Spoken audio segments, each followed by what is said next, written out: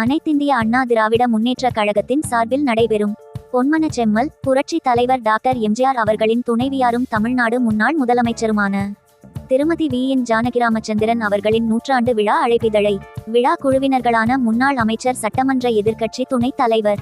R B Udhayakumar, முன்னாள் அமைச்சர் தூத்துக்குடி வடக்கு மாவட்ட கழக செயலாளர் திரு கடம்பூர் ராஜு, முன்னாள் அமைச்சர் புதுக்கோட்டை வடக்கு மாவட்ட கழக செயலாளர் திரு விஜயபாஸ்கர், கழக இலக்கிய அணி செயலாளர், கழக செய்தி தொடர்பு செயலாளர் முன்னாள் அமைச்சர் திரு வைகை செல்வன் ஆகியோர் தேசிய முற்போக்கு திராவிட கழக நிறுவனர் முன்னாள் எதிர்க்கட்சி தலைவர் கேப்டன் தெய்வ திரு விஜயகாந்த் அவர்கள் இல்லத்தில் தேசிய முற்போக்கு திராவிட கழக பொதுச் செயலாளர் திருமதி பிரேமலதா விஜயகாந்த் அவர்களுக்கும் கழக துணைச் செயலாளர் திரு எல் கே சுதீஷ் அவர்களுக்கும் அழைப்பிதழ் வழங்கினார்கள்.